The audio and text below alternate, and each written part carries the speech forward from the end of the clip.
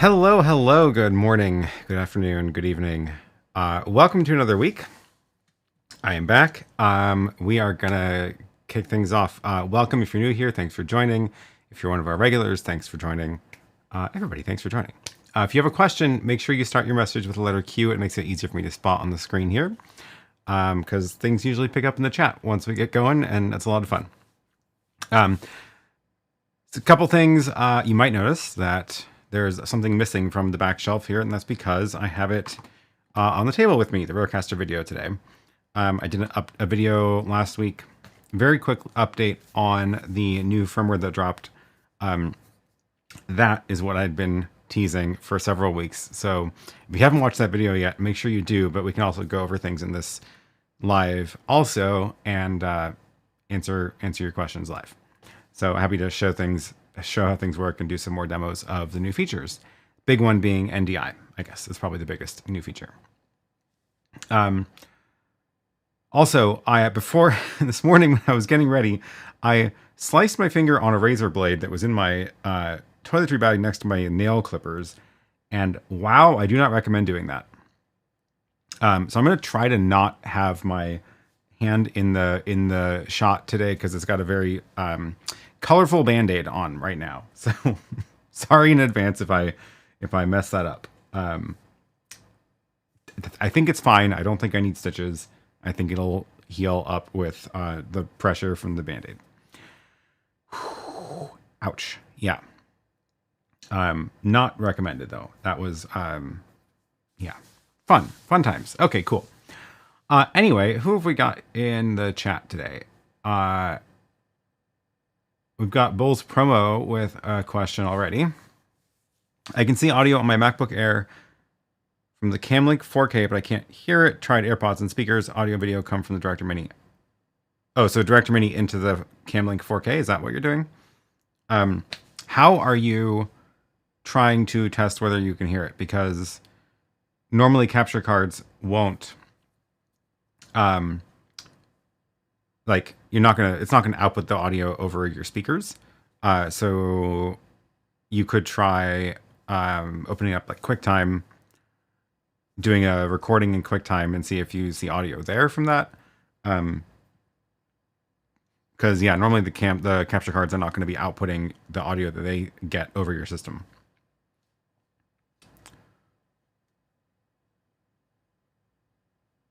Andy says, I once tried to pull out my spludger blade from my Fix-It toolkit by the blade. That was a mistake. Yeah, that doesn't sound like a good idea. Not recommended. IT Never Gets Old says, is the NDI on the RØDECaster video NDI HX2 or HX3 or both? Oh, good question. I know it's HX only. Let me see if they had anything in the notes about that. And I'm trying to think, do I have devices that I know will output only one format? We've got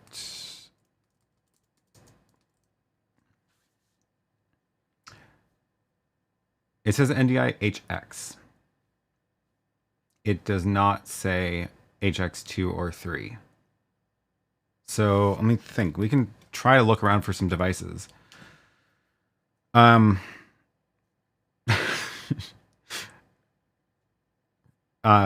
Razor Baby. Appropriate username for today's stream. I guess. Yes. Axis says, is there a way to speed up YouTube processing 4K live stream? It takes up to 12 hours. No, not really. They're just going to do what they do. This is actually an interesting point. This is another reason not to bother with 4K streams.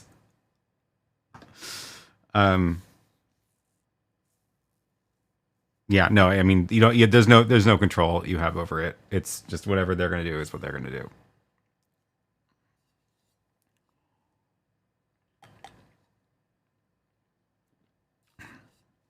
Gonna use my cup with my left hand. That's awkward. Yeah. I'm gonna try to just ignore that.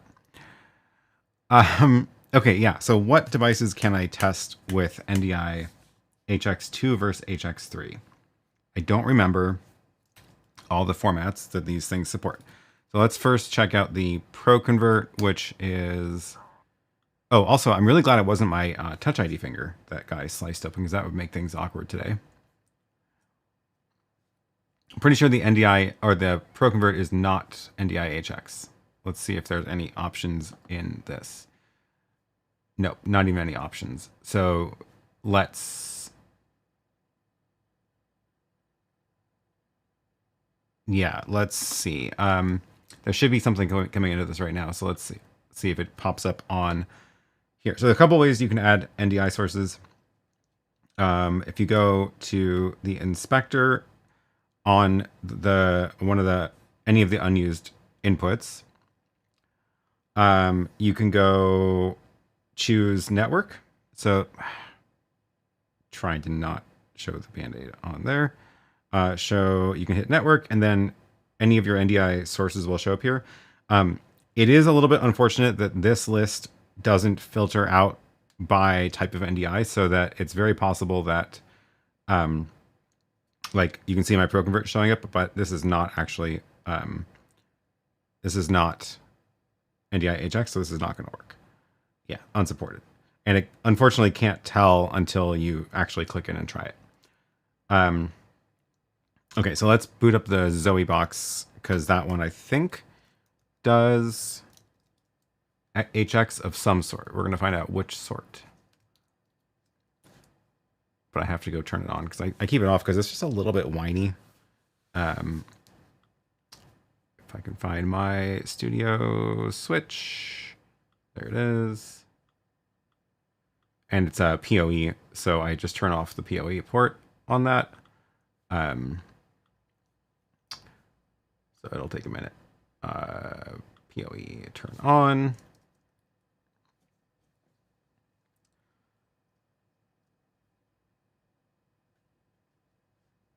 Outdoors Station says, yes, Zoe Box supports HX3. Okay, so we're going to try that. Now I got to find something that supports HX2.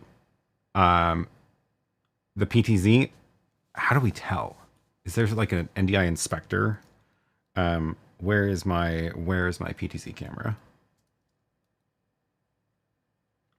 Let's see if I can find. Oh, I need to give it a better address.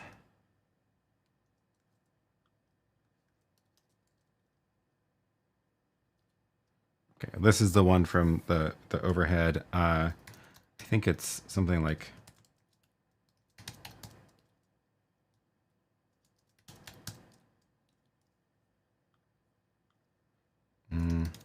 Is this the stupid admin123? Yes. Okay. Really need to set better passwords for those. Okay, let's go to media config, NDI. It doesn't say which type, so we'll just have to see. Duet is HX2. Oh, good call. Okay, thank you. Okay, Zoe Box, I can hear it is booted up, so let's grab that.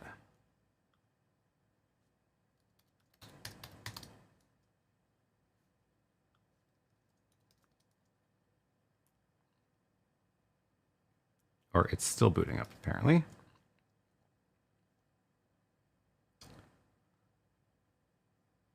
To find out if the NDI source is okay, look at the unsupported box, and if it doesn't say H264, it won't work. So this is, it just says unsupported, and then it doesn't, oh, it does give me the codec. Look at that. Okay. If you scroll down, it says it's a SHQ. So that's, wow, a lot of details in that. Cool. Okay, so then we can go and try a different one. Here's the Zoe box. So now it looks like it's not publishing yet. Oh, there it goes. Details, resolution, frame rate, H264. Doesn't tell us 2 versus 3, but we can keep going.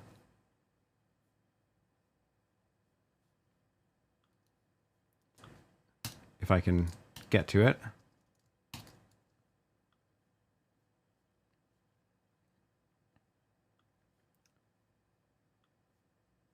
It is not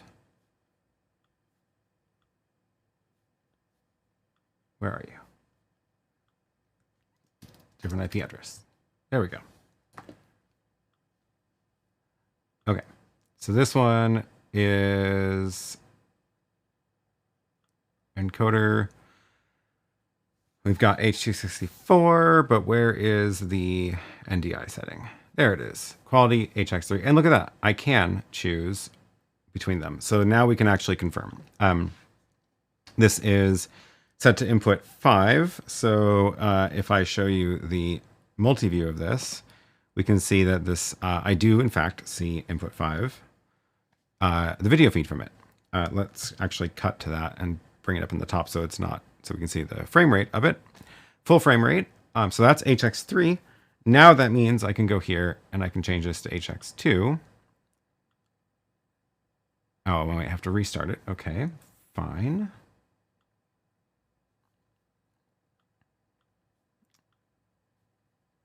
I know there's a restart button in here somewhere. Thought there was a restart button. There it is. Okay, we'll give that a second. And go look at chat.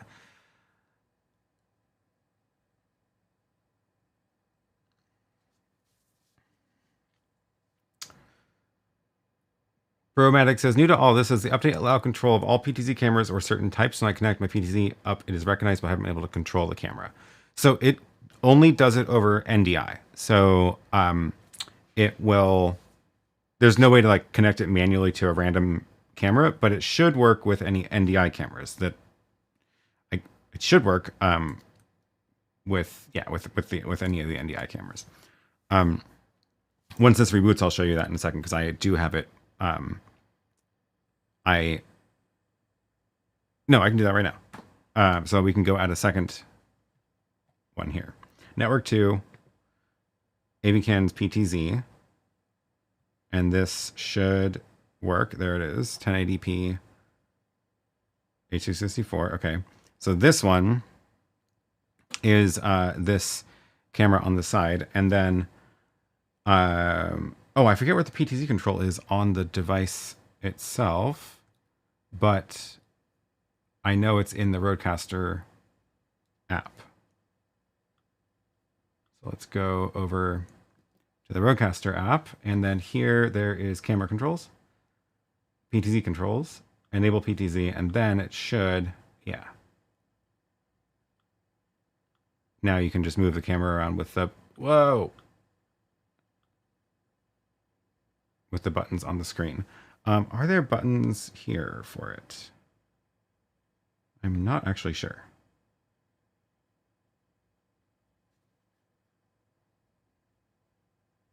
Video storage device. Maybe it's in the inspect.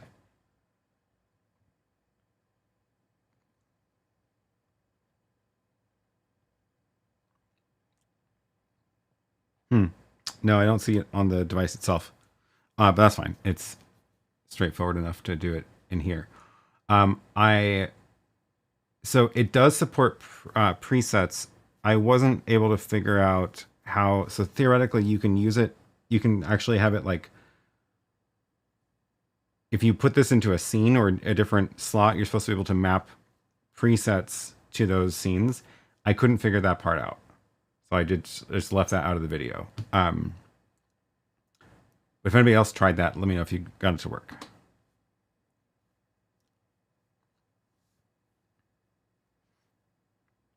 Isn't there a tool in the NDI toolkit to identify the stream parameters? Probably. I just don't usually run any NDI stuff on my Mac. There's NDI video monitor. See if that gives us any debug information. So if I pull the Zoe box, is there like a inspector?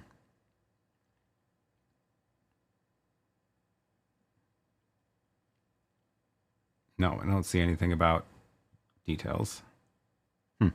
Okay, anyway, the Zoe box has rebooted. I can hear it spinning, its little fan spinning.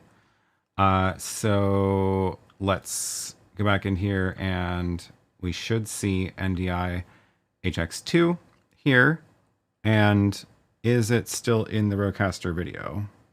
Let's go look here. Details. We're still getting video from it. It doesn't say anything there about it, but let's bring that on air. And yeah, sure enough. So HX2 and 3 work. That was a long answer, but that's what we're here for.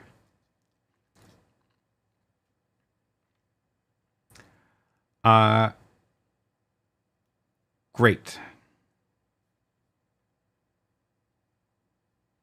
Access says devices like LiveView seem to have it fully processed within the hour. Oh, for 4K? I wonder if it's like if you stream a 4K codec that YouTube doesn't have to do much. Like if you're streaming it in the same codec that they're going to end up transcoding to, maybe you can skip it or something. I don't know. That's interesting. Paul says, I got one of the few Junebox 15-inch touchscreen all-in-one video switcher monitor encoder recorder you wanted to know more about. 95% as the Magewell director. Any questions? Oh, amazing. That's super cool. As far as I can tell, it looks like it is the same hardware even as the director one, except for the screen. Would that be an accurate statement? How do you like it? What do you think of it? Is it a good form factor for you? I'm curious what you're doing with it.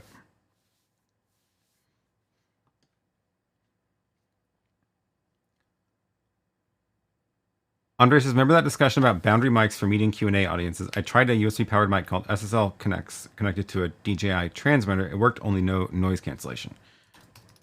Cool. I'm glad you got one that works. Oh, that's not even that expensive. Great.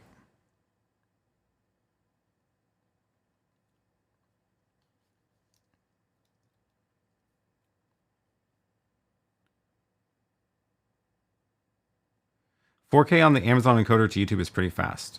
Interesting. I wonder what the do they publish any details about that?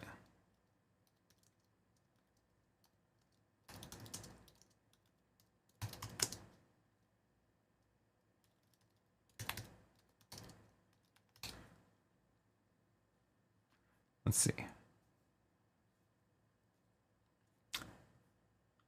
Choose live encoder settings and resolutions.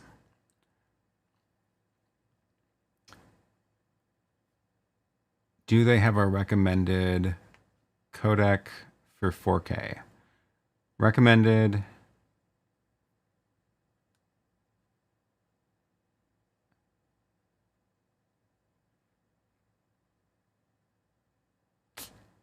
Nothing here. Well, if anybody knows where to find that, let me know.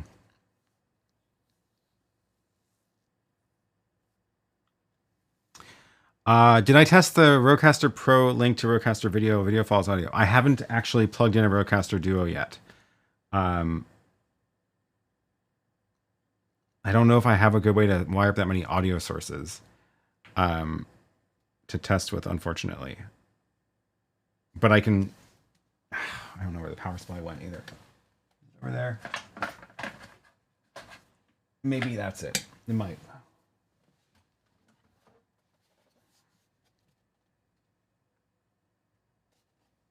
Running out of room on my desk.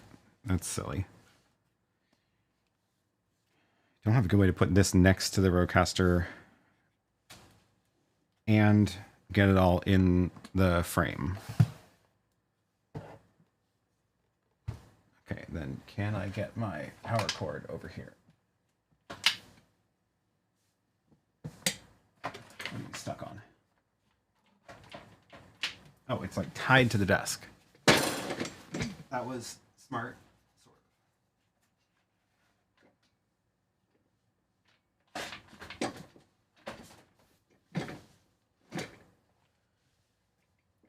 Oh my gosh. Really, it's tangled up back there.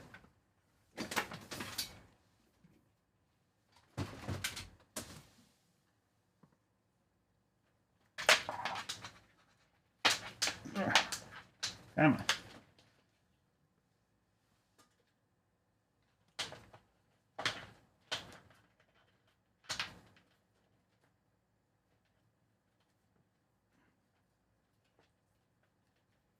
You can do it. There it is.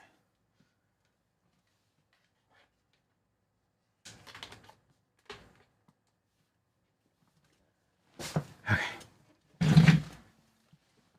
I did discover that the RØDECaster video works fine with an Anker power brick instead of their own power supply. I just got an Anker power brick that's big enough to support it. Okay, that's turning on. Now I need a USB cord.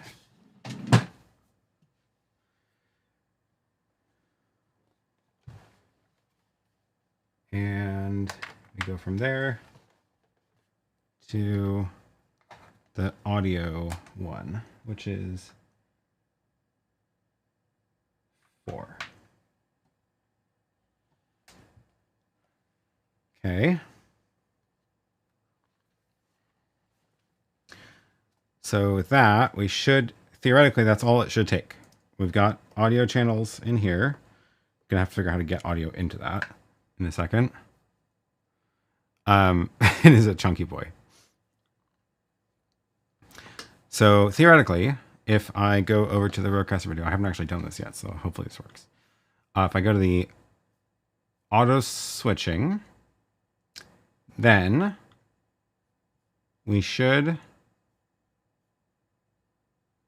be able to say camera 1 gets a link from, that's not what I have, RØDECaster Pro 2.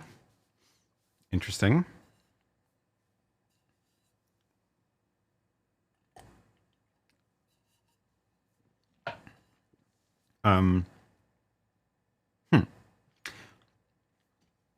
They said all you had to do was plug it in.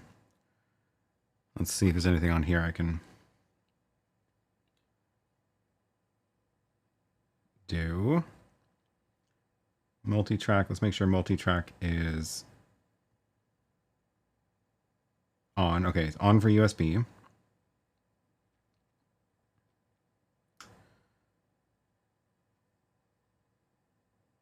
That is interesting. I wonder if this is just not showing the right name, or if this is not at all the right. I wonder if it's like leftover from like the demo. This isn't the beta version, is it?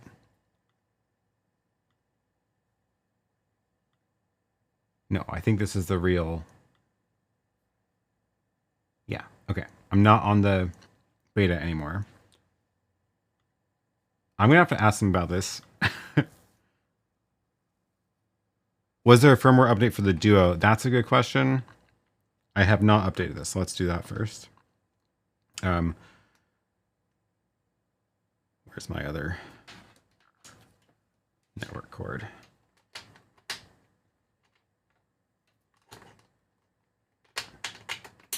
Okay. Network.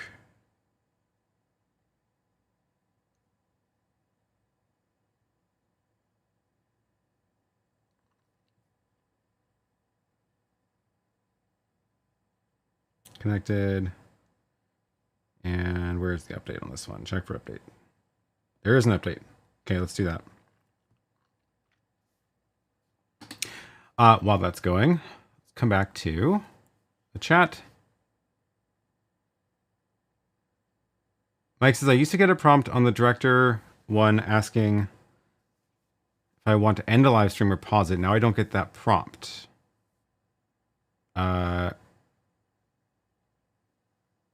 Interesting. I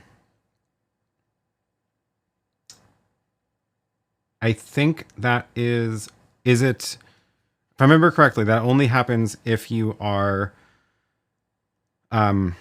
using the actual YouTube connection rather than like RTMP. Confirm that for me first, that you are using the YouTube connection. Because if you're using just regular RTMP, it doesn't know about the status of the YouTube end. Maximilian says, with all the updates coming from Rode, do you think the Streamer X might see one, or is it Rode's forgotten little buddy? That is a good question. I wonder what they could do with that. It is a cute little device. I wonder what they could be planning, because I haven't heard anything about it since they launched it, really. I feel like it's still got some good uses though.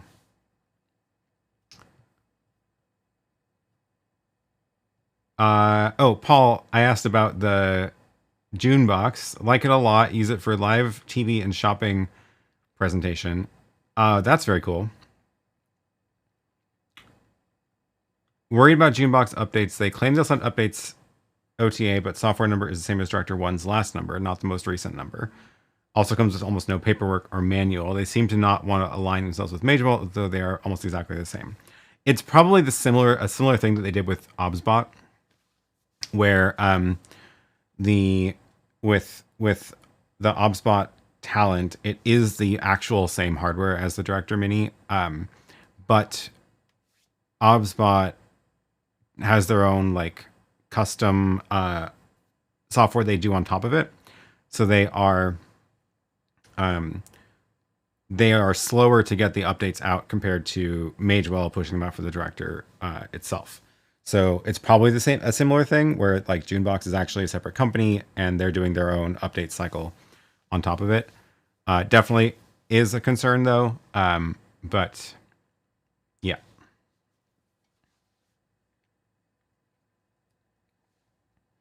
Mike says, yes, I create the stream directly on YouTube.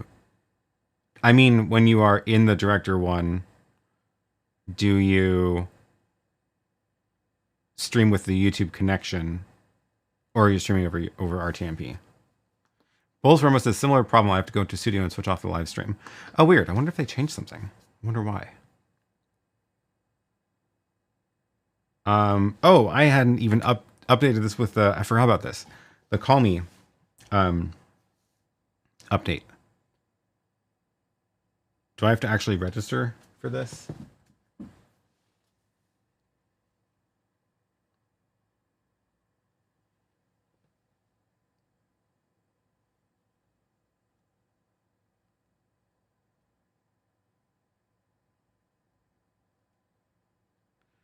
If someone else scans this QR code, you're going to sign in. You can sign in my RØDECaster as you.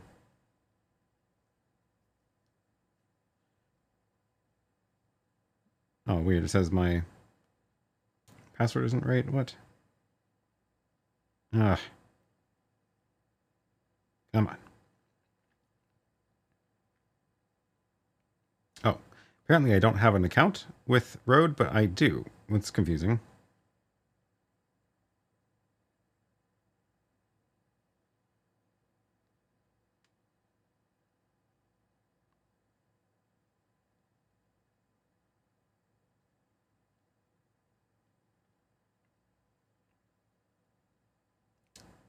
Huh.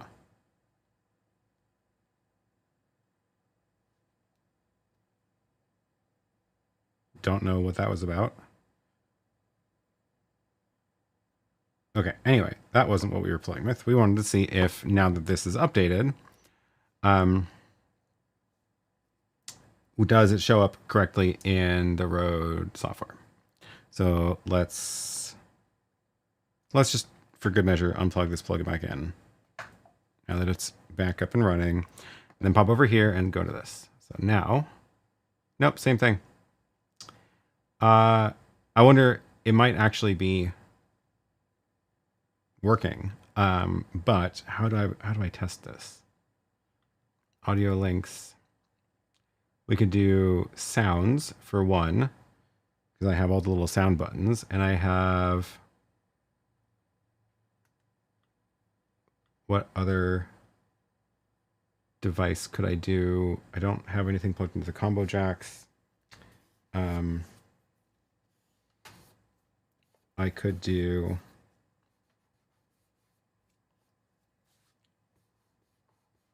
dust this off. Maybe music?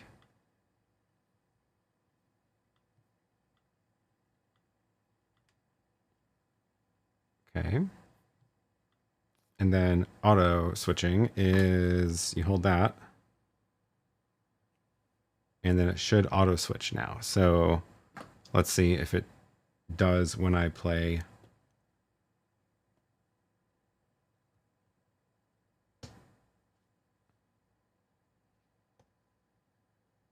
Well, it is getting the sound into the RØDECaster. Do I have to unmute it? I think I probably do. Combo USB.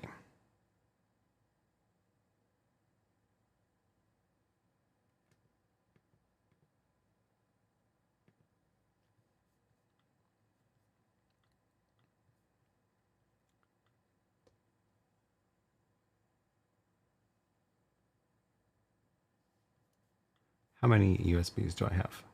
I need USB 4. There it is.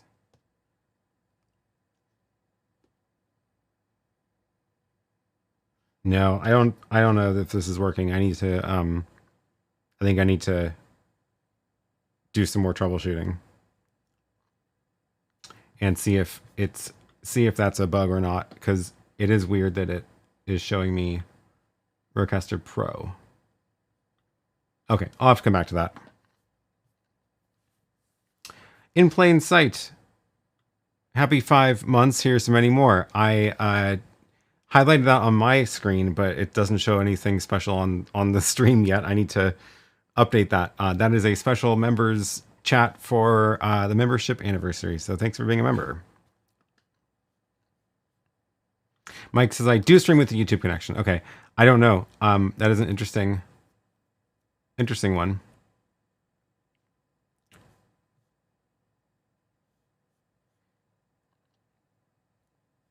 It's interesting that your RØDECaster video still says beta, even though the NDI firmware is now in production.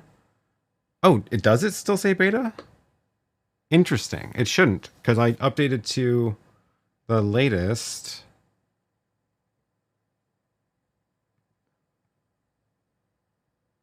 Oh, I think it's because it's on the beta channel for updates. Let's go back in here and switch that now that there's not. So I thought somewhere in here was a setting.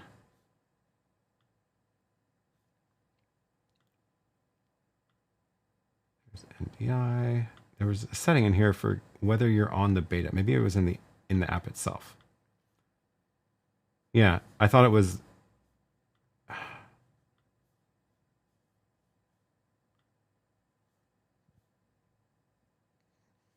So they added NDI out also, which is kind of cool.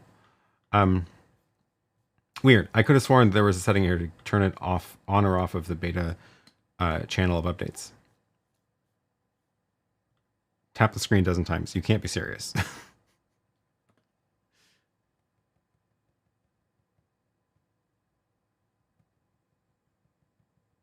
No. Okay. Sometimes they do stuff like that.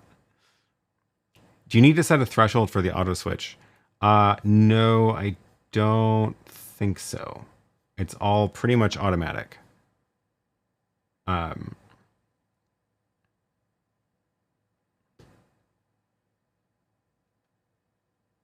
But yeah.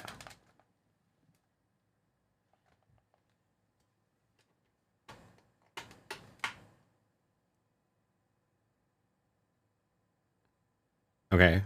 So this is playing music. I do see music there.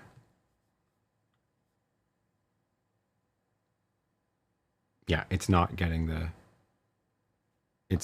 auto switch. It should be in auto mode with the blue lights on.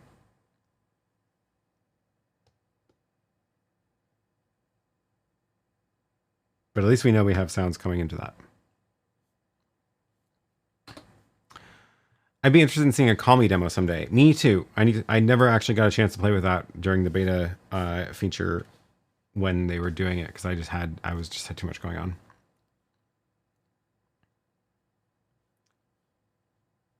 These NDI features make it infinitely more useful. I agree.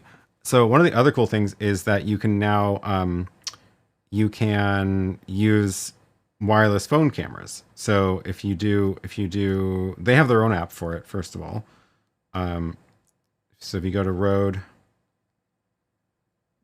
RØDECaster, they had a beta version called Rode NDI. So RØDECaster is, they've had this app out for a while. It can do like recording and stuff, but one of the cool things is that, so now they have NDI in it. So you can do NDI cast on, and then it has this dual mode. So if you go dual cam and split, it's going to turn on the front and rear cameras at the same time. Come on, you can do it. Uh-oh. There it goes. So front and rear camera. So the idea is you like put this in between people and then do like a interview, right? So you have someone on each side of that. But the with NDI on, this actually shows up twice. So where can I put this? Grab my little tripod.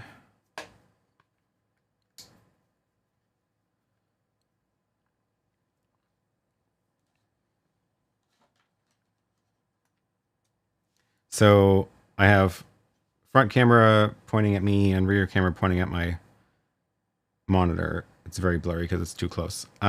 But if I go into here and we change what NDI feed, as you can see, there's two Rode captures that appear. Stream A, and then, so we'll do that. And then camera 6 for network 2, we'll do stream B. And now if you look at the, oops, where did it go? Spoke too soon. Disconnected. Rode capture disconnected. Why?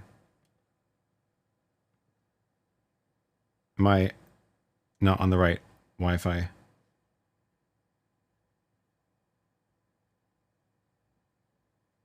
No, I am.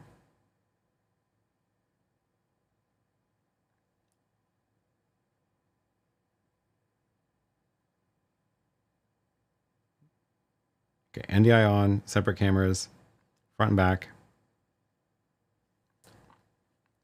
That's weird.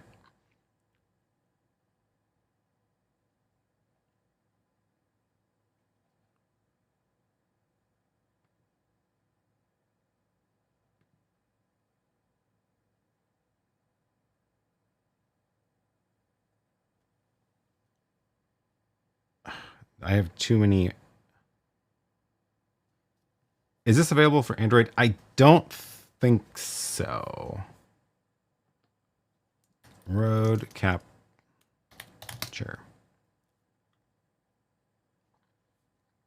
Yeah, it's just iOS. I'll drop the link to that. Okay, let's try this one more time. Network.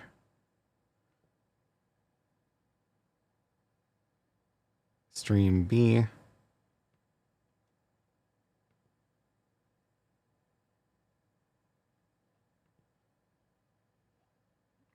Great. I don't know why it's not showing up. What did I do? This worked totally fine when I was filming yesterday or last week.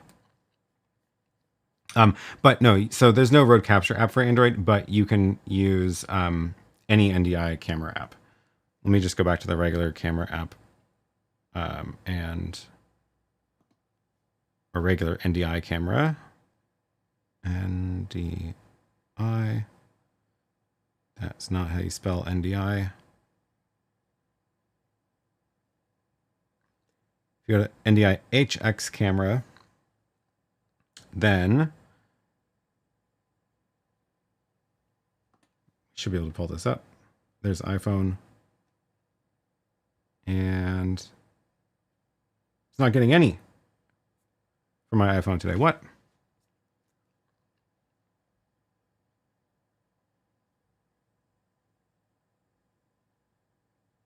Why would that be?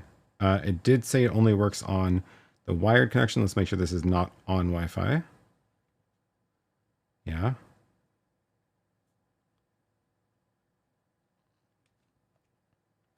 Yeah, Rode Capture Stream A and B is a good feature. I agree, if it would work. Okay, can we get the AV cans? No. It all decided to stop cooperating. Oh, there it goes. That one's working. Okay. So why can't I get the iPhone to work today?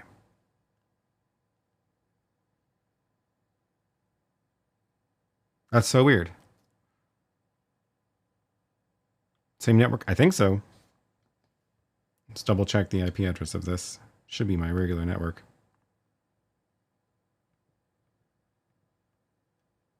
Can I not see the details? Yeah, no, there it is. Ethernet 10.11. Yeah, that's right. My phone's on that same Wi-Fi.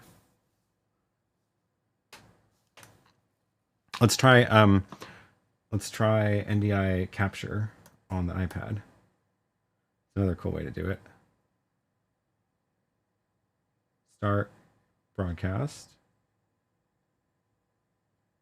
And then it will screen capture the iPad. And can I rotate it?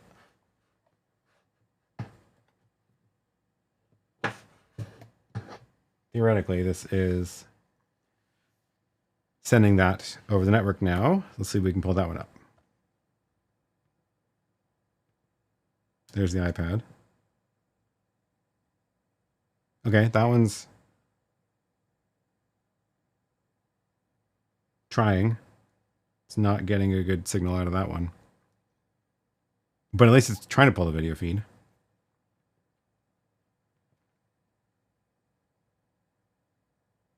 I don't know what's going on with my phone. Maybe I'll just restart it. It's probably my phone's fault.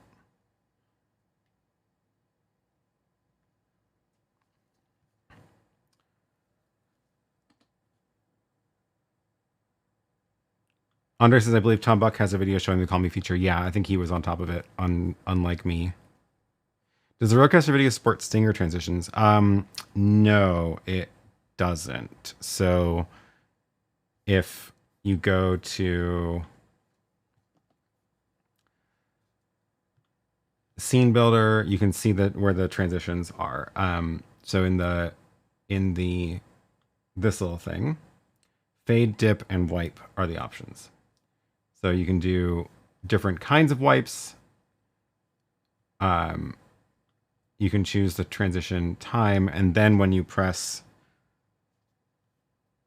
auto and do that, it'll do the wipe. But there's no stingers in it. Definitely seems like it'd be possible for them to add it because you can add in media clips into here. So I could totally see them doing that in an update of like letting you choose a media slot that has a video clip loaded as the stinger, but it is not there right now. Okay, my phone is back.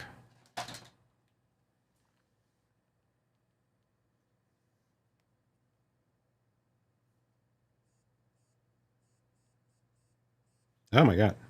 My phone is also sending all the notifications to my watch.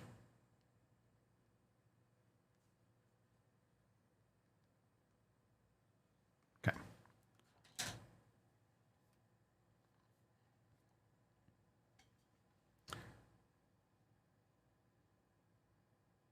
So we've got the NDI cast on. We've got dual camera set up on the phone, front and back. Let's try it one more time. Network 1 is going to be the RØDECaster Stream A. There it goes. Now it shows up. Let's do this one. Network 2, RØDECaster Stream B. And now I found it. Great. So now if I go back to here, you can see it's got camera 5 and 6, which is the two cameras from my iPhone. So that's the front camera from the phone, and this is the rear camera from the phone. So I can put that in the middle of the room and then do an interview style with two different people with just one device, which is super, super handy. And both cameras on the new iPhones are actually quite good, so it's pretty reasonable.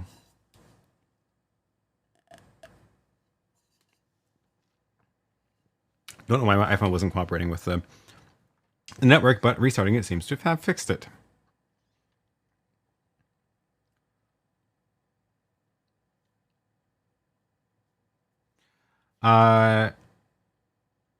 Great.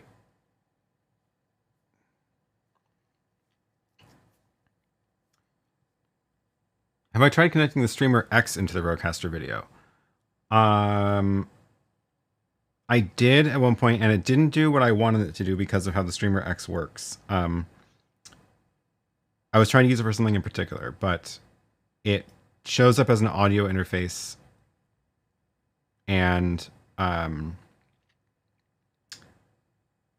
what else? It shows up as an audio interface and it shows up as a webcam, but now I can't remember the details.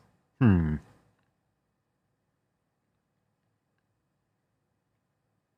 could try it and see what happens. I think I have one here. It should work with the same power supply as the Rcaster Duo. So let's just turn this one off.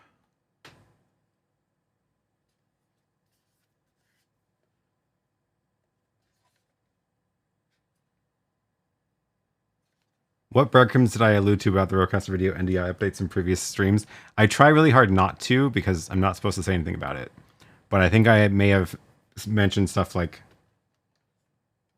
I don't even remember, actually. Now that I'm thinking about it, I do not remember. I feel like I kept wanting to say stuff and kept trying really hard not to. But usually I say stuff like, it doesn't support that yet. Sometimes that's your clue. Okay, giving it power, giving it that, and then I need to give it a video signal. We're gonna, I guess, steal that one. Input 4. And then the microphone. What am I gonna do for the microphone? Do I have a XLR cable close by? No. Yes, I do. Don't have a mic stand though. What would be a use case for this? This is a good question. We're going to find out. Let's see what we can do. So I'm going to give it a microphone also. I'm not sure if this actually makes any sense. Because pretty sure the RØDECaster video can do anything that the Streamer X can do. Okay, there's a microphone. Now what? Now... Oh, I guess I have sound buttons that are not on the RØDECaster video, so that could be something. More knobs, because it's a little bit harder to navigate to the...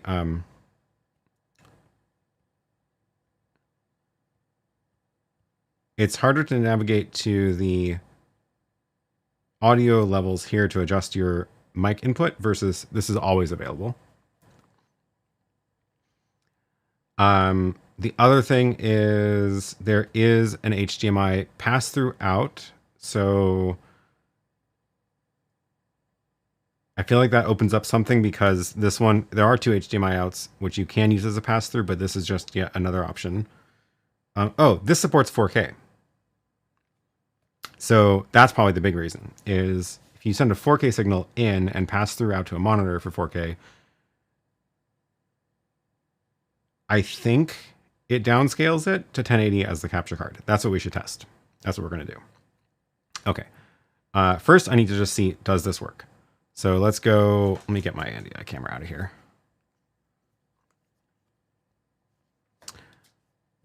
And we're going to go to the Rode setup. And channel 4 was HDMI. We're going to change that to USB 4, which should be the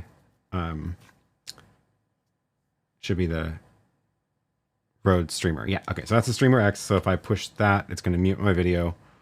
And I should also grab audio from it. So let's go to the audio mixer and make sure that USB 4 has audio. And then let's see, why is that not showing up? Probably because now I have to remember which Rode app. the Streamer X needs. Why are you not? There it goes. Oh, I have to download a new version of Rode Central. And Rode Central is no longer the one you use to manage the RØDECaster devices, but I think it's still used to manage the Streamer X.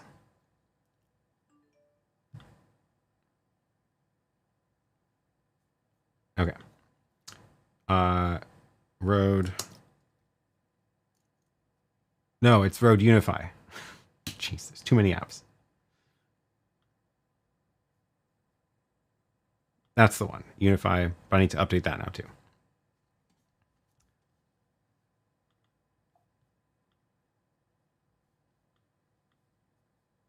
Come on.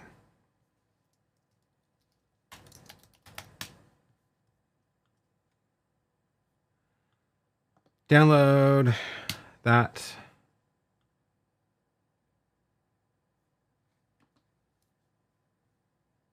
Why are you not downloading?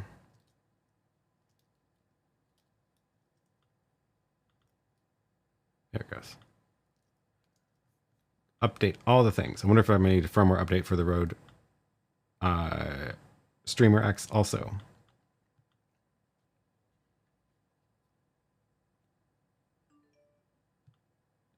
Wait, I don't want to restart my Mac. Oh no. Well, it's restarting. I pushed the wrong button and it's restarting my Mac now. Cool. And because my Companion is running on my Mac, I don't have Companion now either, but so I can't do anything. I don't remember any of the numbers of the inputs on the ATEM, so I can't even use the physical buttons on the ATEM.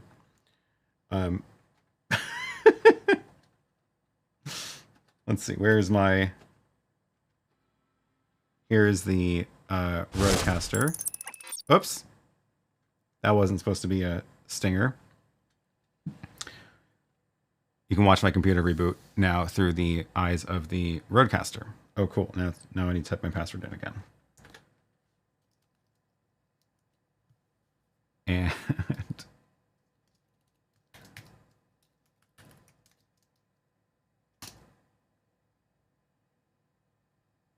okay, it's coming back. I can run the stream from the RØDECaster now. That's fun. You can see the glitches of the keyer, which I don't know if I have a good button to turn that off on the physical ATEM. It's okay. It's coming back. We're getting there.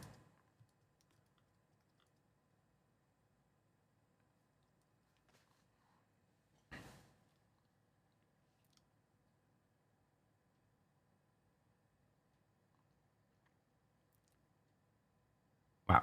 Okay. So many things are turning on my computer. Calm down, everybody. We're almost there.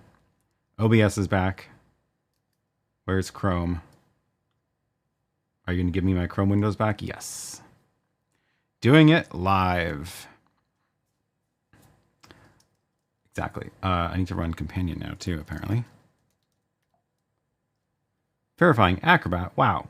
This is why, apparently I need to restart my computer more often.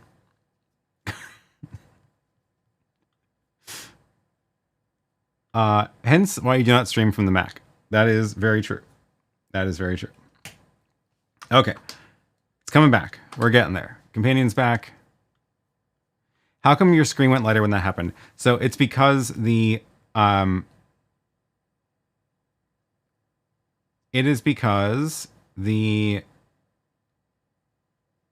Where is it? ATEM software control. My downstream key is on. So the downstream key is coming from the Ultra Studio, which is the thing that OBS is outputting to, right? So the chats and stuff show up in OBS. And the deck link, OBS outputs to the Ultra Studio. And when it quits, for some reason, the Ultra Studio outputs a value that is slightly lighter than black. I don't know why, but if I turn it on, it'll output black. And because it's slightly lighter than black, the downstream key is running. Here, let me actually turn that back on. Off. Decklink, output off. So if the downstream key is on, it'll look a little bit lighter. But if I turn off the downstream key, it looks normal. So it's just because it's doing the downstream key, which is this, as pre-multiplied, and for whatever reason, the channel is not perfectly black. So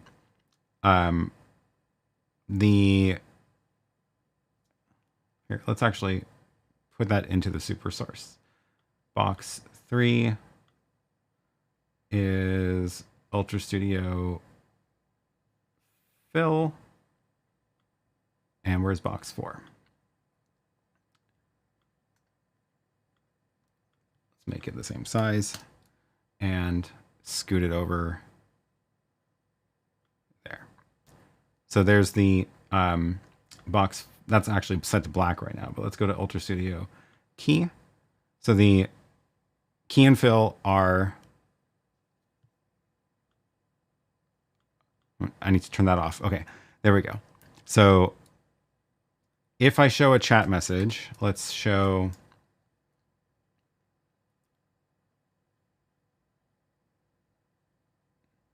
Adobe Creative is pulling down gigs of data. So if we go back to SuperSource, I need to turn on OBS. So there we go, key and fill. That's what is going on. I don't know why it's got the gray. I don't know why it's partially gray, but it's still working. I'm gonna have to look at that in the web page, but it seems to be working fine. Anyway, so if I have turned off the downstream key, there we go. OBS is outputting fill and an alpha channel, and if I stop it, you can see they get a little bit lighter. Yeah, you can tell the blacks are getting a little bit lighter in there, and that's just how the Ultra Studio works, I guess. It's very weird. I don't really understand why it would do that, but that is the reason. And now let me put this all back together. And get rid of the debug boxes. Cool. Okay, now we're back. DaVinci Girl. Hi, I'm Daniela from Bochum, Germany. Just did a subscribe 1 week before. Well, thanks for subscribing. Not a fan of such RØDECaster video for broadcaster, but I thought I would see how I can get fresh ideas. I assume that means you're probably coming. Wow. Everything is excited on my computer still. I assume that means you are coming from the ATEM world. Would that be a fair statement? I definitely can see that if you are used to the way the ATEM works, the RØDECaster video is probably not very exciting, because it really simplifies things down and like tries to just do a lot more stuff for you. But I do think that's why it's really good for people who are not used to the ATEM and don't come from a broadcast world.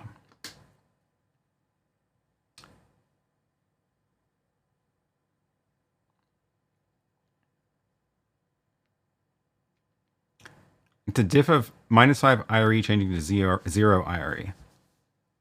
Huh. I don't know if I even have a way to check that. Matt says I reboot my computer every other month because it's just good to, unlike a PC that will generally reboot itself every week. Yeah. Accurate. Do you think the ATEM and NDI will have NDI features like the RØDECaster video in the near future? I do not. I don't think it will ever get NDI, frankly. The couple reasons for that. One, the ATEM doesn't have a like a large general purpose CPU. It's like almost entirely FPGAs except for the tiny bit that's doing like the what is it? I think the control software and the USB or something. Anyway, the RØDECaster Video is more like it's got like its FPGAs, it's got a CPU, it's got a GPU, it's running Linux internally. So there's that technical reason for it, but also the business-wise, I don't think Blackmagic are friends with New Tech, and I don't think they would want to pay them the licensing fees that it would require to put NDI in the ATEM. One of the interesting things is that some of the device manufacturers charge extra, like pass this on to the user as the license fee, because they have to pay a license fee for the NDI feature in the hardware. Some of them will sell that as an add-on feature, and you can like buy the license to add the NDI feature if you need it, and you don't, then you can save a couple $100 if you don't. Others have decided to eat the cost of the license fee and just include it for everybody. Although I think what they do is they, some of them make you go into the settings and like turn on NDI, or they have remote telemetry that will tell them whether a particular device is using NDI, then they only have to pay for the users who are using NDI. Anyway, it's all like back-end math anyway. Point is, at the end of the day, New Tech is getting paid a lot of money for NDI and all these features. And I don't think Blackmagic wants to support that because they are kind of competitors, and I don't blame them. And the other reason is, yes, everyone is saying 2110. The Blackmagic has instead gone the route for their network-based video solution, gone down the road of 2110, which is not compressed like NDI is, and it's like it requires 10 gig Ethernet everywhere. It's a lot heavier on the network than NDI is, especially NDI HX, but it's like the same quality that you get over SDI cables. So those are all the reasons why Blackmagic does not support NDI on the ATEM and never will.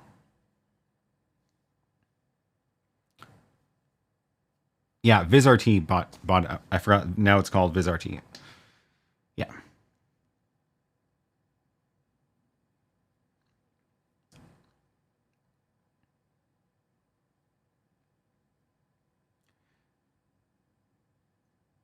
I edit projects as I own the YoloBox Extreme, but I don't use NDI. Is it included free on the Extreme? Now I can't remember which one they did.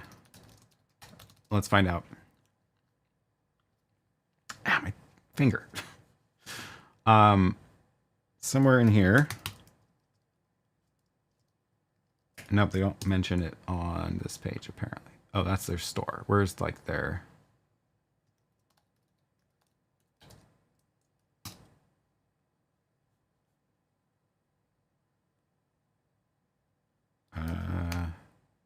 NDI.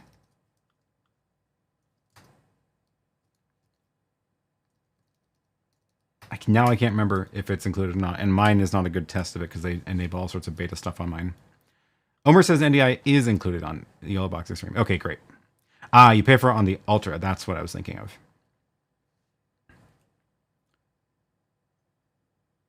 How has nobody run Doom on the RØDECaster video yet if it's running Linux? That is an excellent question.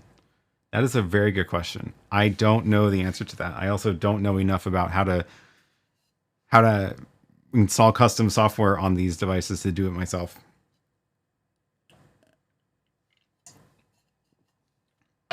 Yeah, it's even got a little screen. You'd think someone would make it play Doom, run Doom on the little screen. We were testing something with the Streamer X. What were we doing? Oh, I was downloading the software, Unify. That's what we were doing.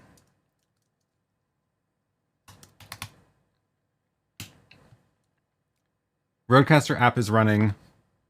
Please close it before running Rode Unify. Oh boy. Okay. Where is the RØDECaster app running? Let's get you out of here.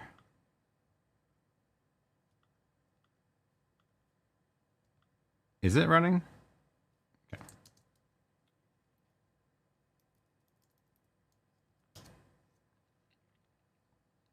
So this is for the Streamer X. Now we can turn on. Okay, so we've got. Wow, I forgot. They really did a lot. This is actually very similar to the RØDECaster video interface, but I have forgotten how to use this one. Okay, there we go. Why don't I have the microphone there?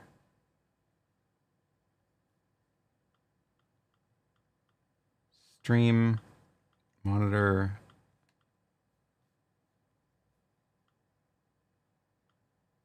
You can choose what goes out of your headphones.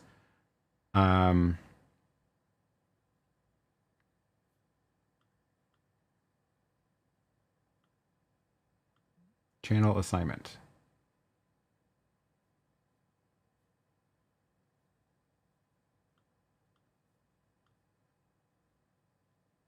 Browser, virtual. Those are all from the computer.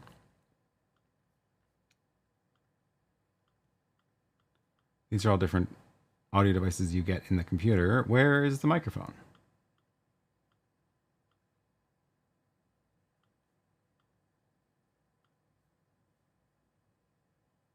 Let's see if there's a firmware update for this now that I've...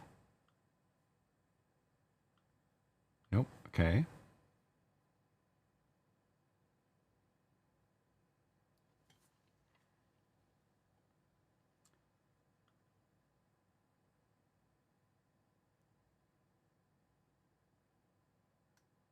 I've completely forgotten how to use this thing.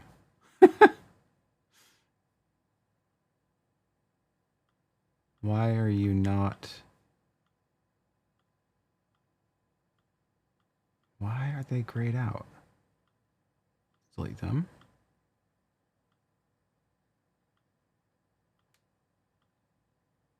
Huh.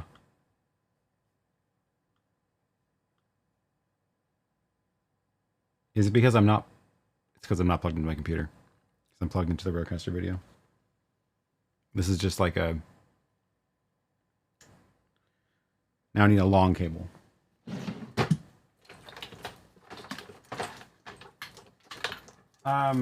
Sometimes I feel very smart. It's not plugged in.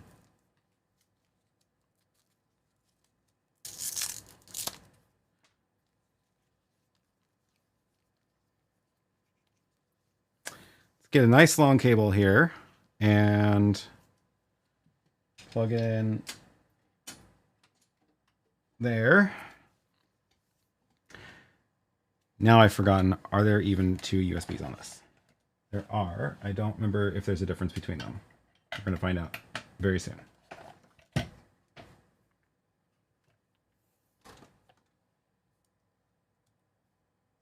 Okay. That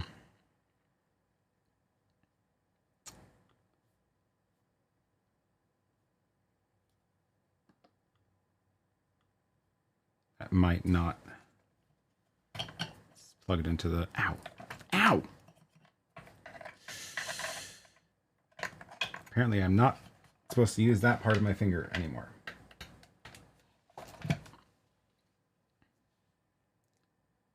There it goes. Now it's actually talking to the device. Smart. Smart. Good one. Down the Streamer X rabbit hole.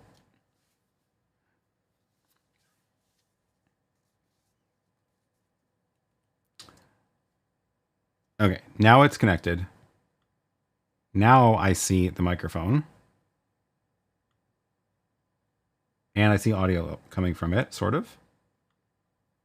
I think it does require phantom power.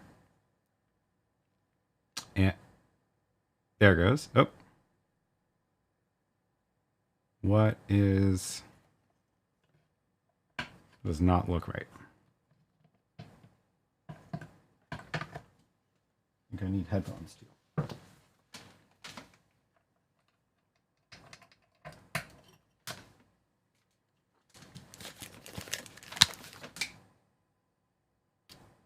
Oh, it's got like compressor or something. Okay. Whoa. Whoa. Jeez. I think the gain is just way too high. Yeah. Better. Okay. Check. Ooh. Ow. Very loud. That's better. Ah. Okay. The gain was way too high. So like the noise floor was just... Okay. Now I've got audio.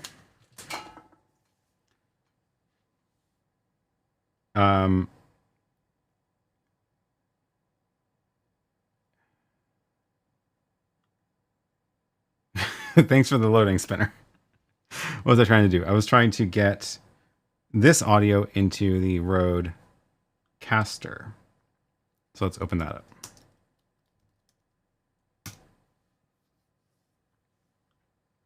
Oh, Streamer X does show up in the RØDECaster now. Okay.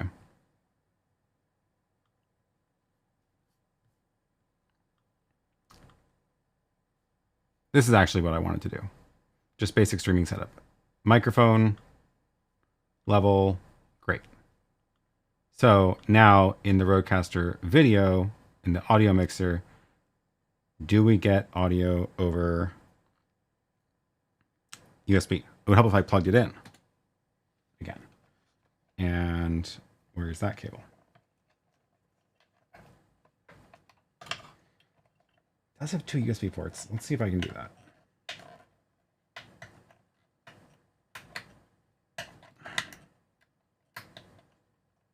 Come on.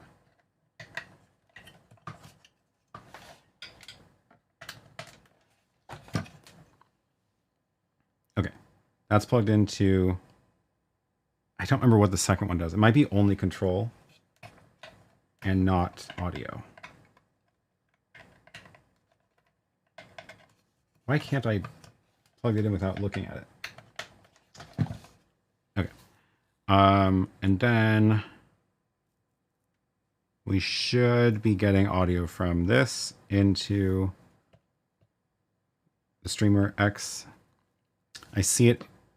Its video has appeared in camera 4. But I'm not seeing audio from it yet.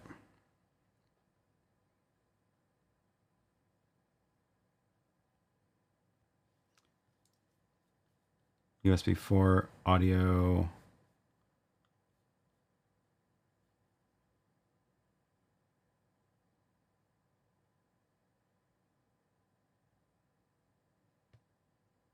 Was there another step? No, I think that should be it.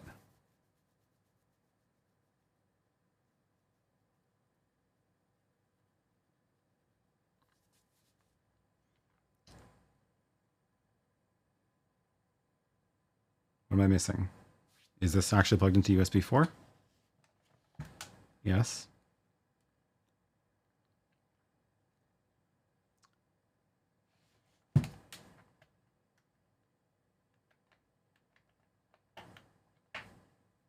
I wanted to get this to the point of testing the 4K.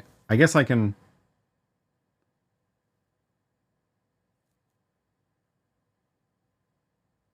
Guess I can test the 4K without the audio working. I'm not sure why I'm not pulling in audio.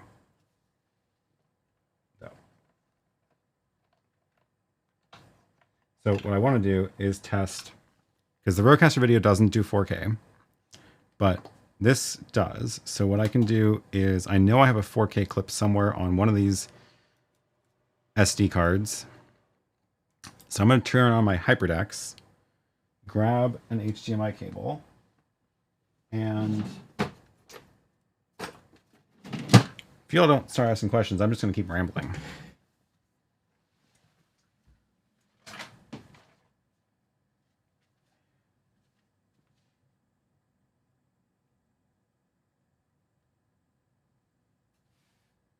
What happened to all my HDMI cables?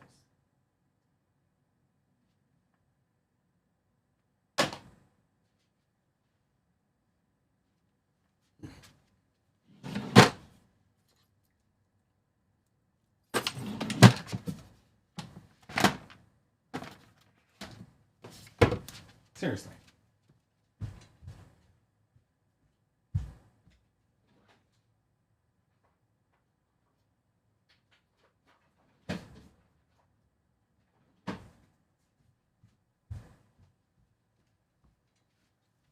Thank you to whoever put up the loading spinner. Okay. Now I need a 4K clip. That is not 4K. Somewhere I have a test clip.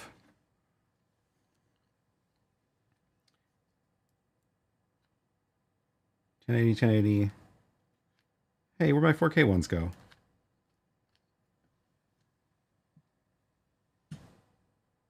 Weird. I've got all these little labeled cards. 1080p 60. Maybe it's in one of the HyperDecks. 4K 30. Great. Okay. Storage. 4K 30. Okay, now it's playing a 4K clip. That one is, I believe, this. And I need to confirm that, though. What happens if I plug it into the RØDECaster?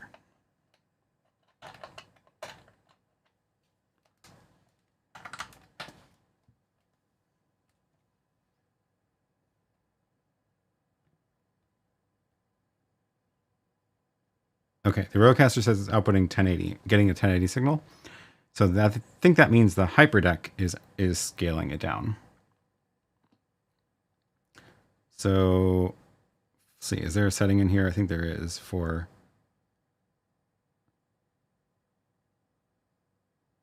No, it's...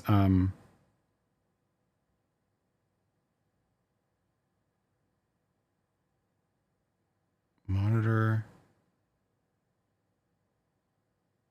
Is this actually plugged into the monitor output?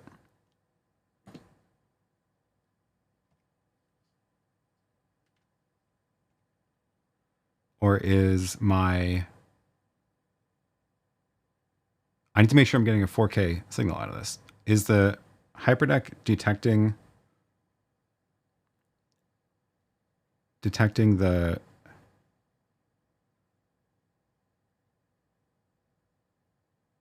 Who remembers how this works? Remind us again, what are we trying to find out?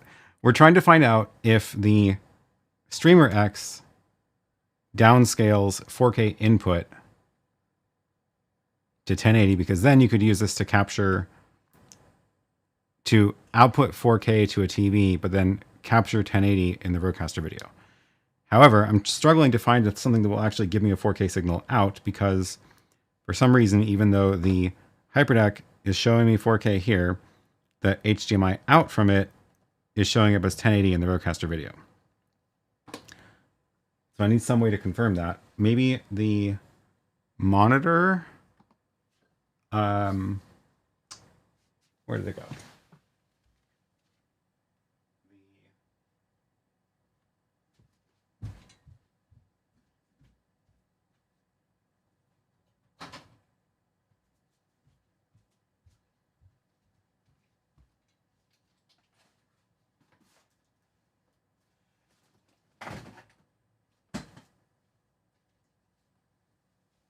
No idea where that went. The little Blackmagic recorder.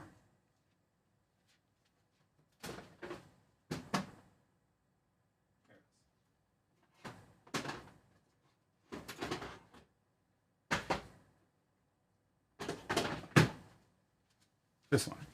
This will tell me what it's getting.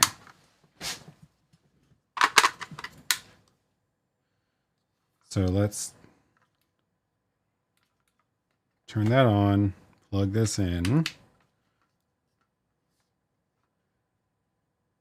Okay, this is showing me 2160/30.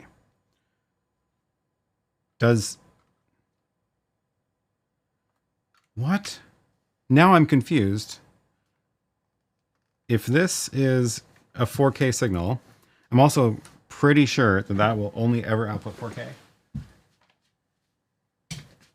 So if I plug this in, if I go out from that device into the RØDECaster video, this should not work because the RØDECaster video does not support 4K.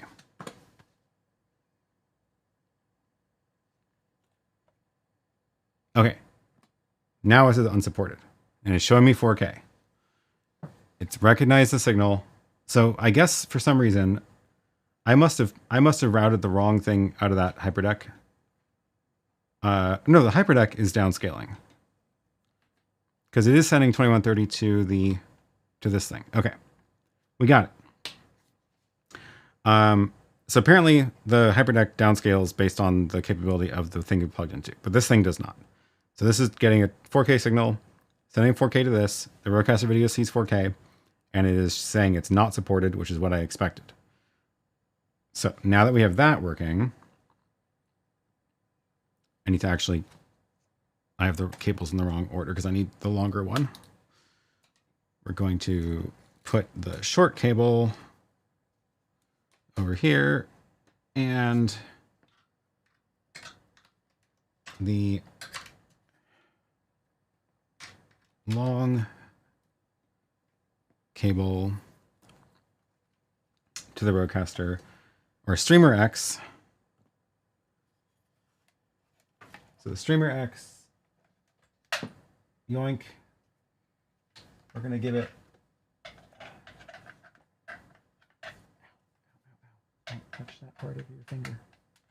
We're going to give the Streamer X a 4K signal. Now what? Now we were going to do Streamer X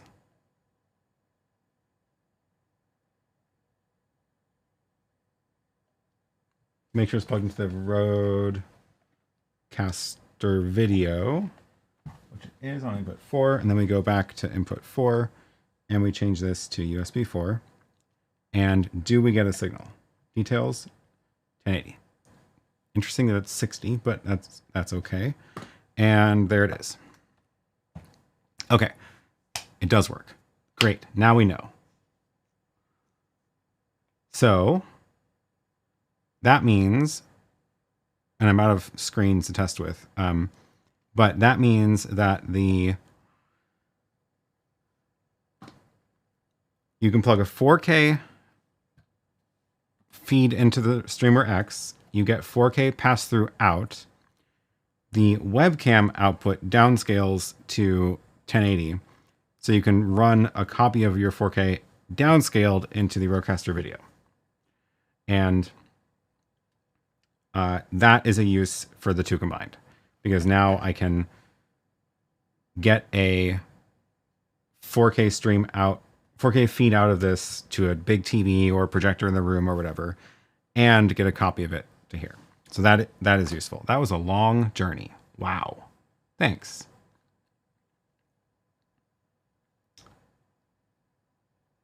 That was fun. So the hyperdeck is scaling the output. Yes, I think so.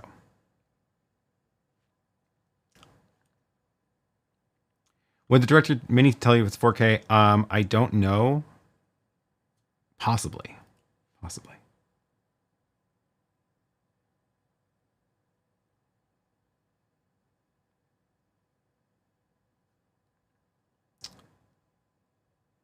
Still not sure why I'm not seeing audio from that show up, though. I feel like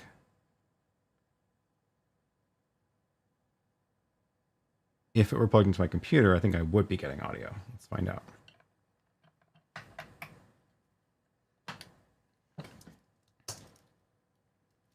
Can I capture it in two places at once?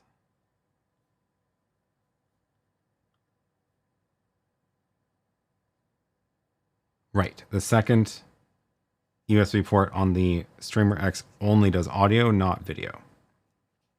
That's what it does. So it's a way to get your audio into a different computer.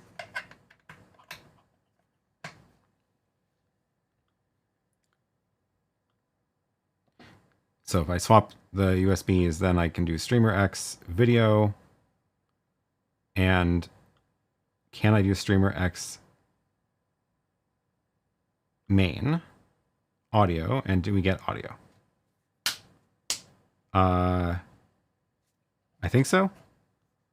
I think we're getting audio from this. Check, check. Yeah, now I see audio levels in QuickTime. So for some reason, I'm not sure why, the RØDECaster video doesn't get the audio feed from this over USB, which sounds backwards to me. We're really just going through a whole journey today.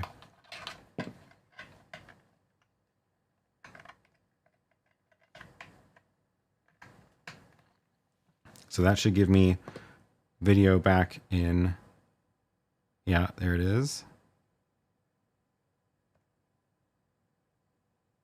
And still no audio. So yeah, I don't know what's going on. Interesting. Audio should be coming from USB 4, but I don't see it. That's very weird. Okay, well, always have 10 more cables than you need. Agreed. I think the second USB has audio since it's advertised for multi-PC Twitch streaming. USB 1 to the stream PC, USB 2 to gaming PC. Yeah, that is what it is.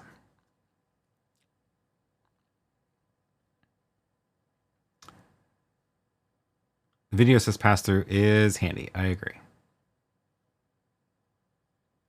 So the Streamer X automatically downscale by detecting the device receiving the video, or is it a setting? I think it's automatic, or its output is webcam output is only ever 1080. I'm not sure which is the case. Do I have a way to test if it's giving me a 4K webcam feed? I guess I do, because if I plug it back into the computer, then I should be able to. I should be able to check this out in OBS. Buffering, I hope not. Okay, so let's go to OBS. And if I add a capture card, can I add the Streamer X? It does show me a 4K signal that it's getting.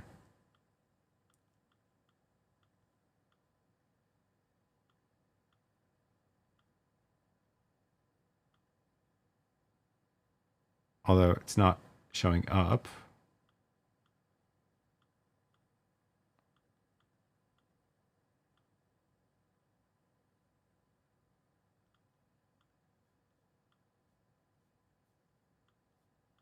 No, it's not actually getting the feed. Something is wrong with the frame rate. It's doing a little glitch when I choose that. That's weird.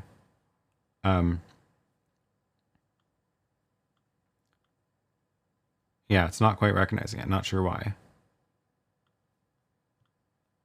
Does QuickTime...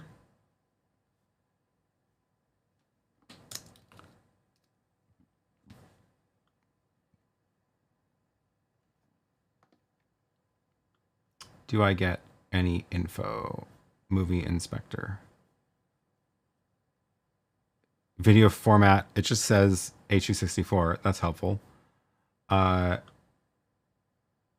No details on the dimensions.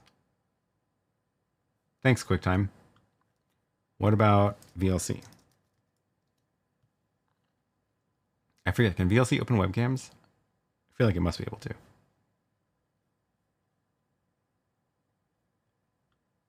Open capture device. Video, Streamer X, audio, Streamer X. Yes, you can do that, please. Okay, now do I get... Oh, it's not happy. Also, wow, it's really, really choppy.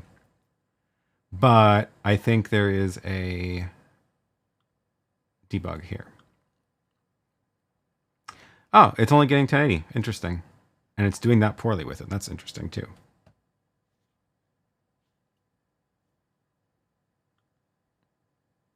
Oh, not sure what that's about.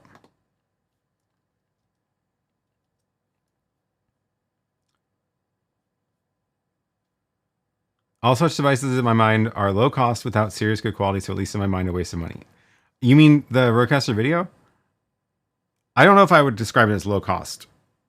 It's not $4,000 like a big ATEM is, but I think they did a reasonably good job with it.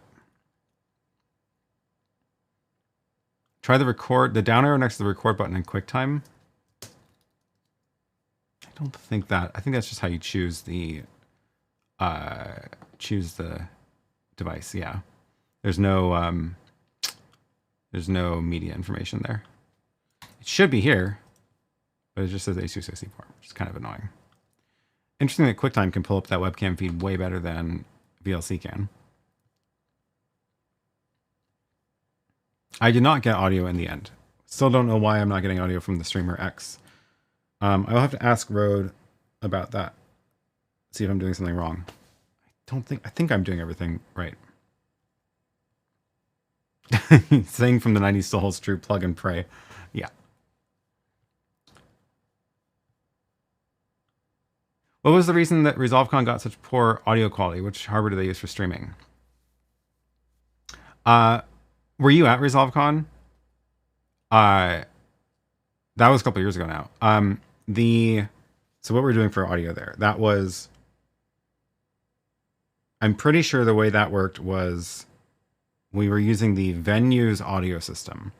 So Photo Joseph brought his ATEM Constellation 2ME, and he brought the Constellation 2ME, which we had a couple of cameras running into, and I don't remember what audio mixer we had, but it was like some sort of Yamaha like analog audio mixer. But we were getting a audio feed from the venue. The reason that the audio was bad, the source of all the problems, was that it was essentially just the building audio system, and they didn't have any staff there. So what it meant was so they had like a wireless mic system that would go to their building closet and then pipe through the ceiling speakers for the room to hear. And we got a copy of it. I think we just ran a cable out to like their network closet or whatever. But there was no separate gain controls available. So if we turned the volume up in the like on the microphone and for the room, the speakers would get really loud. And that's how that was the signal we needed for the stream. But then it would like cause feedback because it was too loud in the room. And if we turned that down, the signal we were getting was also lower. So essentially we needed to get two separate audio mixes, one for the room and one for the stream, which of course that makes sense. But there was no audio staff. There was no it was like a hotel conference room. So there was nobody there, no audio tech. That was the main problem with the audio, if I remember correctly. That was a long time ago now. Did QuickTime and VLC see the audio? Yes, we did test that. So if I go back to QuickTime and pull up the Streamer X, so it should be on this microphone. It's really hard to see on QuickTime, but yeah, you can see that it is getting audio from this microphone, and because I'm watching the audio meters there, right? So QuickTime gets audio, but if I plug the same port on the Streamer X into the computer, or into the RØDECaster video, I'm not getting audio there. That's why I'm confused. It's usually Unify that's messing up the inputs and outputs.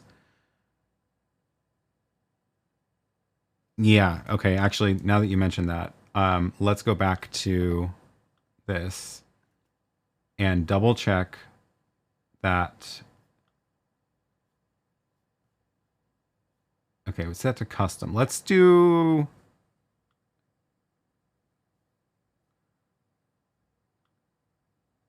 So I want to make sure.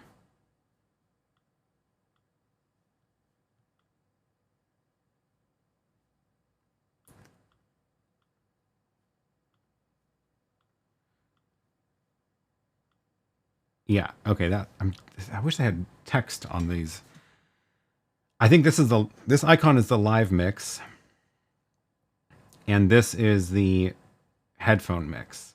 Yeah, Aiden is, I think, on the right track. Could it be the RØDECaster video can't select the right audio device since I believe the Streamer X outputs both primary and chat? It actually supports many audio devices because that's the whole virtual devices in the other app I was using. But so I think let's just make sure, I don't remember what it was on when it was set to custom. So let's make sure it's set here, which is going to output the microphone to the stream and the headphones. Yeah. One more time. Let's swap that with the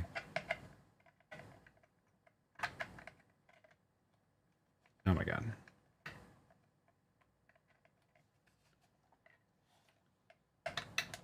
There it is. And then back to the Rode, and I am getting video from it here. Still not seeing audio from it. And I don't get any options for like what USB device. It's just USB 4, which is where it's plugged in, if I did that right. Yeah, it's weird. I don't know. But yeah, I think that's likely what's going on.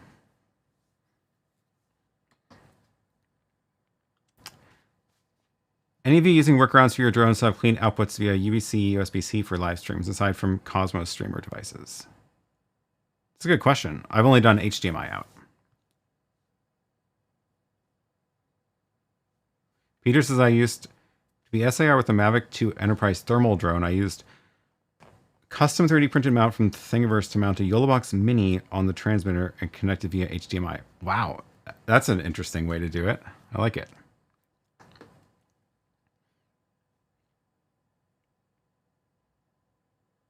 Press the sound button. Oh yeah, I didn't actually try that, did I?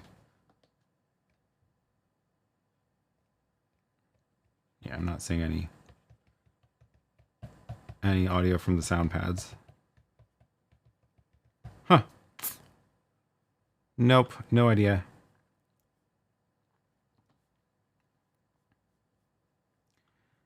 Getting really hyped for the DJI Mini 5 Pro on September 16th. Might get the DJI RC Pro 2 for clean HDMI out. Ooh, I have not been paying attention to the rumors. What's going on with that?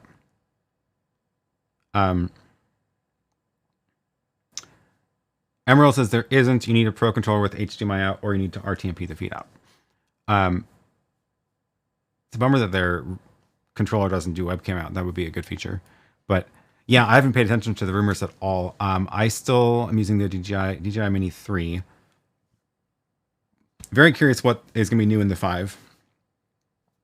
Oh, other fun DJI rumor that I did just see was so Insta360 launched a new version of Insta360, their like tiny little camera, their action camera. They had the Go 3, which is the little. Do I have it here? Yeah, it's actually really cute. This little one, and this is this pops out, right, and then this becomes like a small wireless camera, and there is a screen on the back that you can flip out, and it is very handy to be able to have the screen separate from the camera for preview for certain things, right? So their new one keeps that same feature, but form factor is totally changed, and it has a little square camera instead. But the DJI is apparently now also going to make a little camera that's competing with this, and I think it's called the Nano. And the current theory is that it has the camera module is like on top, and the screen's below, so it's not quite as, I think it's a slightly different size than this, but it's still pretty small. And for me, and I assume it will, if it pairs with the wireless microphones, the DJI wireless microphones, that's going to be a killer combo. Because the Pocket 3 is a great camera, but not an action camera, and definitely fragile. So if the new Nano DJI one launches, I might just get that and say goodbye to Insta360, because that would be very cool. The Nano is a continuation of the Action 2, basically just smaller. Yeah, that's my understanding. The Action 2, which is like the GoPro size, right? And similar features and wireless mic connectivity and stuff. The Mini 5 will have LiDAR and a 1-inch sensor. Ooh, and 51 minutes of flight time. How do they pull that off? DJI is announcing their 360 drone in December to compete with anti-gravity. That would also be cool. Fun times in the drone world.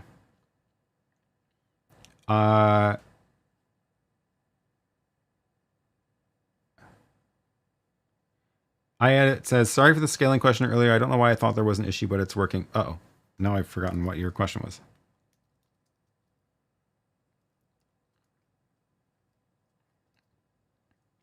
Oh. It was, will the YoloBox Extreme accept a 1080p signal in 4K input? It should, yeah. The Extreme only has a couple of ports that support 4K, but those should also support 1080. 1080 just fine.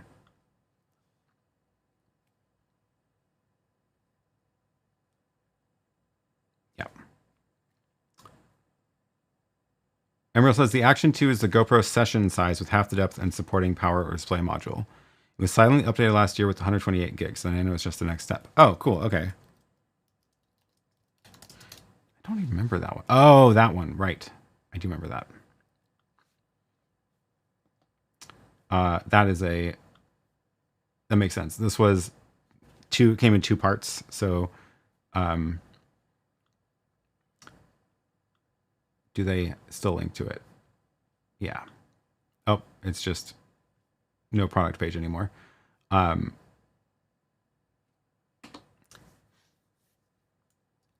Didn't do very good in low light, but I guess that's what's to be expected. K9 says, when I save a motion graphic in DaVinci as QuickTime ProRes 444 for my HyperDeck Studio, HD Plus does not recognize the MOV. Win 11, resolve limitation, or am I doing it wrong? There is I'm trying to remember. I had to deal with this a lot when I was making the test clips. The ones that I'm using right now, actually. This test clip is 4K. I think I rendered it on the Windows and it was fine. Shoot, now I can't remember.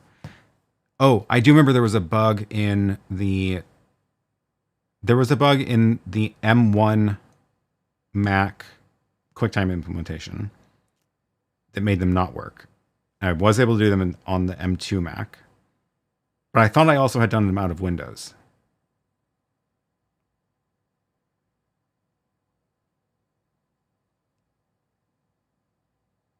I definitely created them on the Windows machine because I didn't have a Mac fast enough to build them at the time.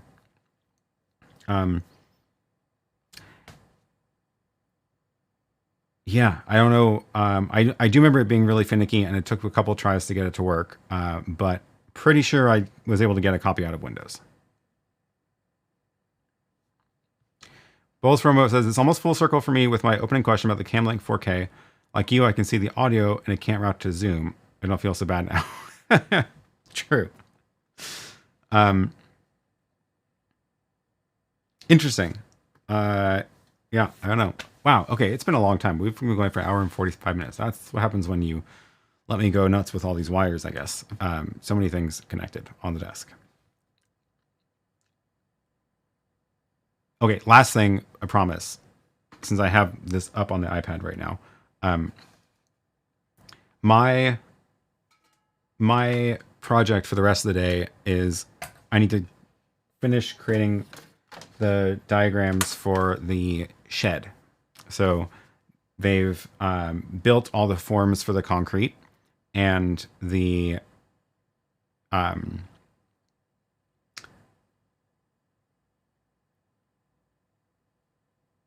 they poured all the forms for the concrete. Before they pour the concrete, I want to make sure that we get any conduits and stuff into the concrete. So I need to make a plan for everything I'm going to do in that shed. And that includes power wiring, network wiring, et cetera, et cetera. So the plan for the shed is that it basically will look like, down the bottom is just for like, it's basically bike parking. So I'm actually sitting in a building that is hidden from this, but it's right, like right there. That's where I'm sitting right now. So this is like right out the door. Across the way will be this other door. And the lower floor is just gonna be bike parking. So it's just one empty room. Nothing much in there, but I do want to give it plenty of outlets for e-bike batteries and charging and stuff. So it's got this half wall around two sides of it, but then the other two sides are framing all the way down to the ground. So nothing too complicated down there. Probably no climate control down there either. Upstairs is the office side. So this is a little flight of stairs up to get to that floor. And this is going to be workshop / office. So I'm thinking about putting my desk over on the left side and then just having like long countertops on the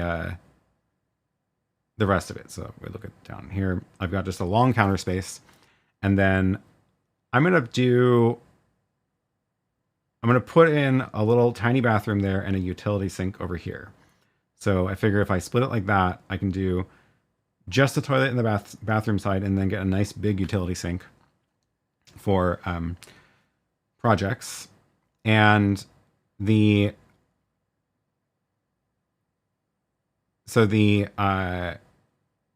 wiring for this, I think I'm going to do like, I'm going to go way overboard. It's going to be like power outlets above the counter, network jacks at multiple points along that wall. And this is basically, so the size of this, the desktop on that short wall is basically the size of the table I'm sitting at right now. So it's, I think, slightly wider than this edge. So it's basically a desk. And then the long wall is, I'm going to make that like countertop height for standing at. And there's essentially like 4 stations. So there'll be like, if you think of a station as being like 3 feet wide, where I could put like a printer or a laser cutter or something, there's like room for 4 of those. So in each one of those, I'm going to put an outlet and a dual network jack. And dryer vent hole also in at least one place. So I can pipe a laser cutter and vent it out. And then the, what's also what I turned off, the floor. This is also going to have a ceiling with a little attic ladder hatch to a top floor, which is basically going to be, it's going to be considered the same climate space as the downstairs. So there'll be like a register that does air, allows air to move between the 2 spaces freely. But the top floor is going to be storage, but also where all the machinery, like utilities, go. So I can have a vent up there. That's what that box is with the 4 tubes. That's to move air throughout the whole space. The mini split goes downstairs, and the other half is outside, so it doesn't need to be up there. But I'll have like the network rack up there.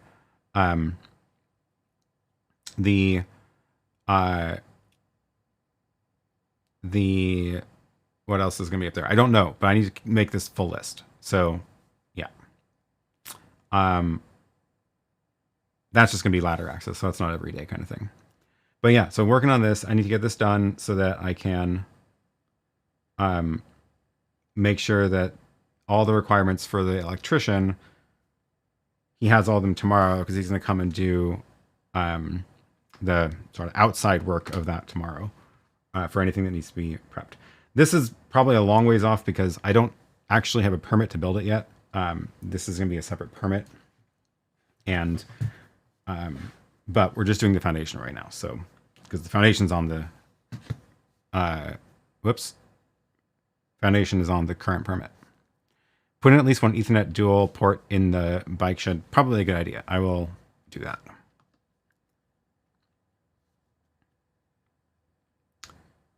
ProRes export on Windows only added recently. We used to export it with a third-party plugin. Maybe I just never did, because I don't remember that name.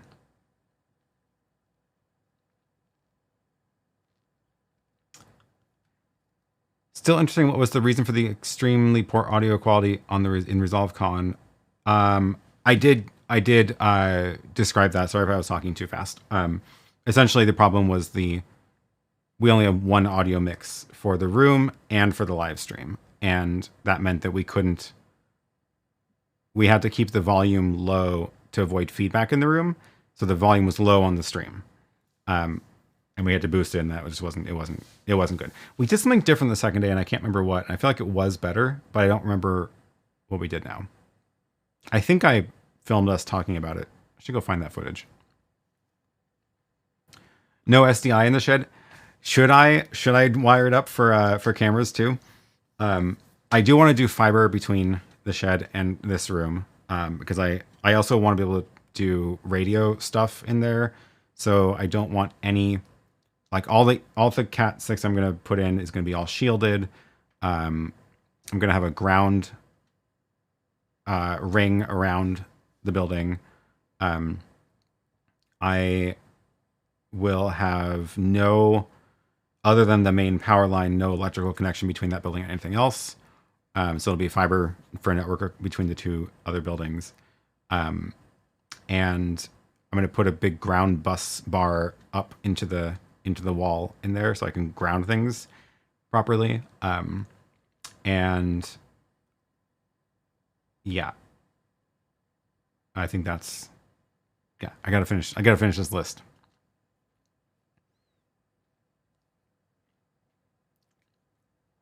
Exporting files from DaVinci for HyperText is literally black magic. Agreed. As long as you wire in single mode fiber, you have no issues to bring SDI in if needed. Yeah, so I'll probably run a couple extra fiber lines once I have the conduit in, so that I can use some for the SDI converters.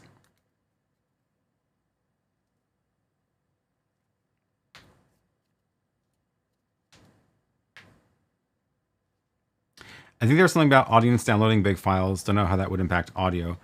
That was a separate issue. That was just a separate issue. That was the poor hotel cable Comcast internet connection could not handle 20 computers downloading all the files and also streaming out. So that was also a mistake.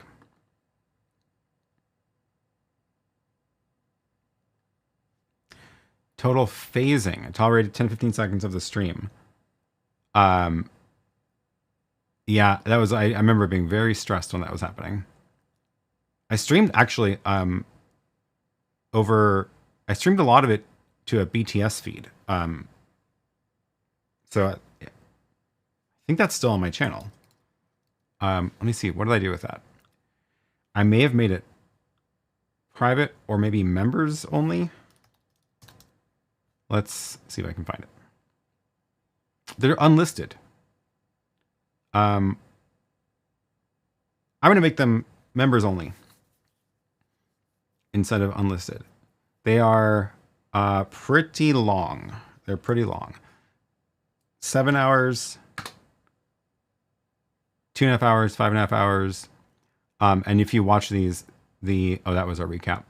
There's probably some good notes in here too, because we did a pretty good debrief after very shortly after. But yeah, these are like, it was like I forget what camera I used, but it was just a BTS camera that was running most of the time. Let me make those members only, and then you can find them again.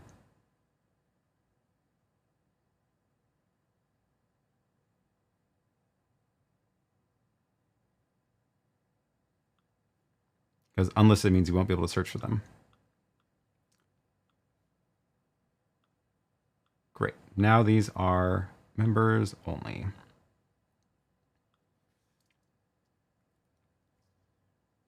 Faraday cage for the shed. That's fun. Yeah. Move-in date. Still waiting on power. Although I should this week get the final permit for the solar panels so that I can go back to the power company and bug them about hooking us up. Still waiting on that before we can do much else.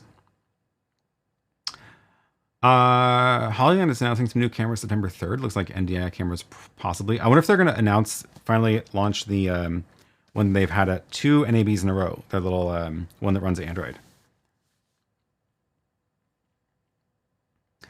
That'll be fun. Well, cool. Well, it should be a fun couple of weeks of product releases, I guess. Isn't IBC happening very soon? Yeah, 2 weeks till IBC. I'm not going, sadly. Do not have time to go. Should be fun. I know a bunch of folks are going. John Barker will be there from here to record. I think he has a booth there now. Fancy. Anyway, I will not be going in person, but I will hopefully try to plan on following the announcements. And Apple, right, with the new iPhones, theoretically. That'll be fun. Yeah, cool. Well, I think we're going to wrap this up here. Because I need to go make some wiring diagrams. Will Blackmagic get the G2 out this year? I saw at least one retailer was saying that it was going to ship in December. I don't know if that's accurate or not. But yeah. Yeah. Okay, cool. We will see you all again later. Next week, same time, same place. Thanks to all of the extreme supporters of the channel, Tom, Larry, Andre, Kevin, and Marcin. And thanks to all the pro and mini supporters as well. If you are a channel member, go follow the link down below to the members only section and find the link to the Discord.